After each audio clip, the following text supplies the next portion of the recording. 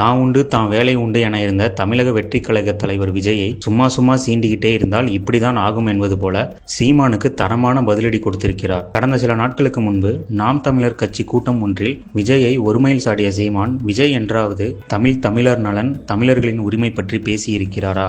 எல்லோரும் சமம் என்றால் ஆந்திராவில் போய் கட்சி ஆரம்பிக்க வேண்டியதுதானே?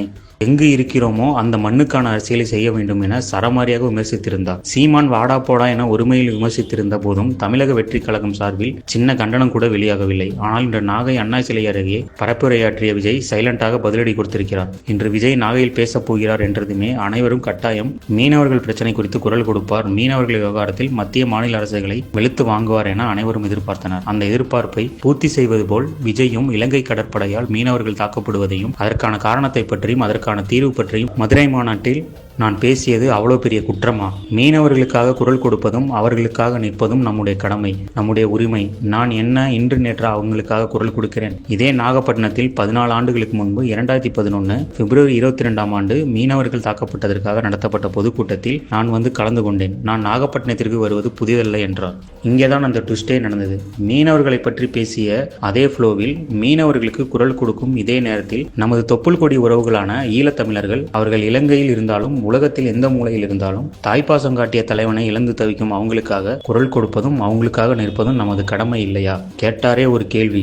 கூடியிருந்த தொண்டர்களின் உற்சாக முழக்கம் அடங்கவே சில வினாடிகள் ஆனது. மீனவர்களின் உயிர் எந்த அளவு முக்கியமோ அந்த அளவுக்கு இலங்கை தமிழர்களுடைய உயிரும் வாழ்வும் நமக்கு மிக முக்கியம் என கூறினார். இந்த பேச்சை சோசியல் மீடியாக்களில் ஷேர் செய்து வரும் தாவேகாவினர், என்ன சீமான் கேட்டுச்சா என நாம் தமிழர் கட்சி ஒருங்கிணைப்பாளரை கலாய்த்து வருகின்றனர். இதுவரை சீமான் மட்டுமே மேடைதோறும் ஈழத்தமிழர்கள் விவகாரம் குறித்து மேடைதோறும் பேசி வந்தார். தற்போது விஜயும் அதனை கையில் எடுத்திருப்பது அவருக்கான பதிலடியாக பார்க்கப்படுகிறது. ஏற்கனவே சீமான் ஈழத்தமிழர்களை வைத்து அரசியல் செய்கிறார், திரள் நிதி திரட்டி தின்கிறார் என்றெல்லாம் விமர்சித்து வந்த நெட்டிசன்கள், அடடா சீமானுக்கு இருந்த ஒரே ஒரு கண்டென்ட்டும் இனி போச்சே என கலாய்த்து வருகின்றனர்.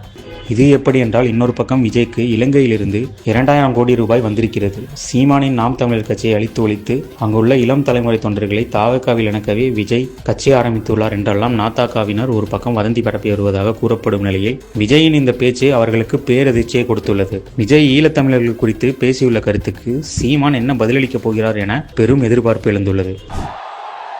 இந்த இலங்கை கடற்படையால நம்ம மீனவர்கள் தாக்கப்படுறதையும்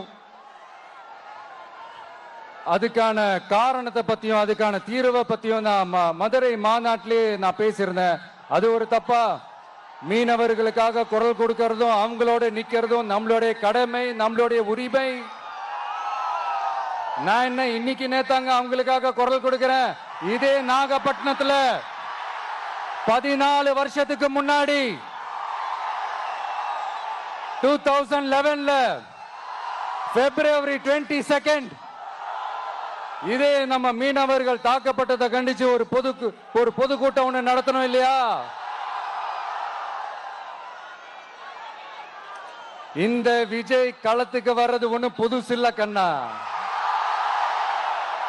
எப்போ எப்போ எப்போ வந்தாச்சு. என்ன ஒண்ணு, முன்னாடிலாம் விஜய் மக்கள் இயக்கம் என்ற அந்த இயக்கமா வந்து நிற்போம்.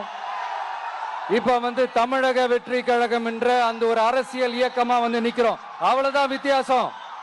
அன்னைக்கும் சரி, இன்னைக்கும் சரி, இனிமேலும் சரி, மக்களுக்காக மக்களோட நிக்கிறது தான். இது புரிய வேண்டியவங்களுக்கு புரிஞ்சா சரி.